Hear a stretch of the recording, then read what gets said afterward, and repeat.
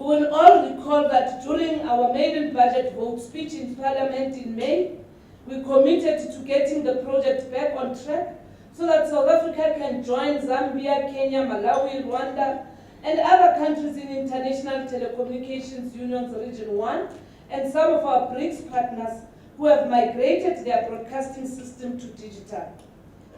We dare not linger any longer, particularly if we want to lead the continent and we continuously claim to be a gateway to Africa, and yet through action we seem to be followers to those that we claim to be leading. And we dare not undermine that initiative, including learning from those that have been able to successfully make a difference as compared to where we are, notwithstanding that we also have to appreciate all the attempts and efforts that have been made by those that have been part of this project, and appreciate also that internationally there's been an experience that there has never been a once-off intervention on migration that is perfect from inception to completion. But our intention is to make sure that we have one message but many voices, but a collective determination to turn this as one of the contributors towards inclusive growth, towards transformation of the sector, but most importantly, to make sure that we diversify content and reach out to communities that historically have been disadvantaged in terms of access. In the last few months, we have been hard at work to make sure that this project is put on track and is accelerated. Our immediate task was to bring all the stakeholders on board so that we can jointly drive the project in an inclusive manner and rebuild the lost momentum. As announced earlier in July, we've already established a dedicated project management office and appointed Mr. Alfred Dreyer to lead it. We have furthermore established a Digital Migration Advisory Council led by Ms. Nomonde Siopa to consistently work with the PMO and advise the department on how to implement this project. Let us also remember, colleagues, that South Africa had opted for a delivery model that was not only expensive by any country's standard. It was cumbersome with multiple risks, all carried by government. The mere fact that 11 years since Cabinet approved this project was still this far behind underlines the challenges of this delivery model. It will be foolhardy of ourselves to continue on this path, and yet there is no progress. Again, we have to take into account that the technological landscape has changed relative to the environment when Cabinet approved the project in 2007. From a government perspective in particular, the declining public funds is a stark reality which we have to deal with. Therefore, revising the delivery model became inevitable. This is the work that we carried out jointly with the Advisory Council.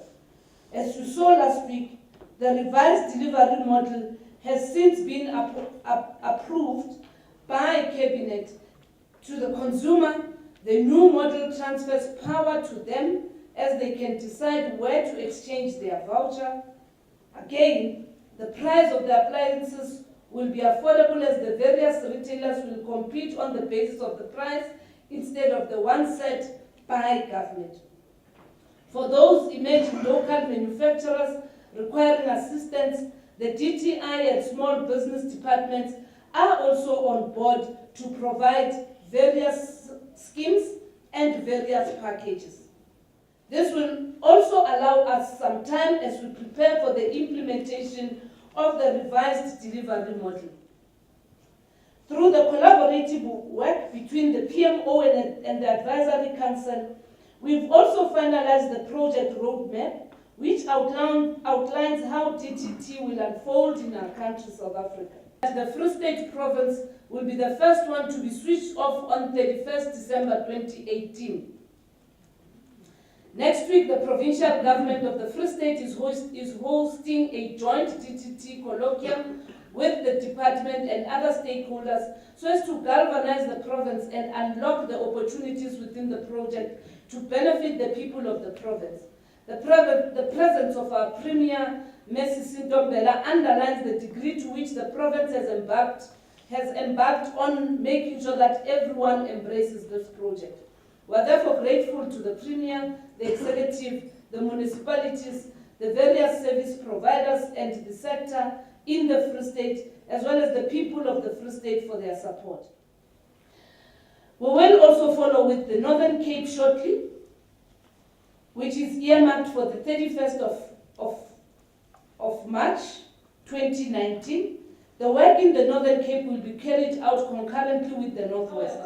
Our engagement with DTI have revealed that though this is legally possible, it is a long drawn-out process prescribed by the World Trade Organization rules.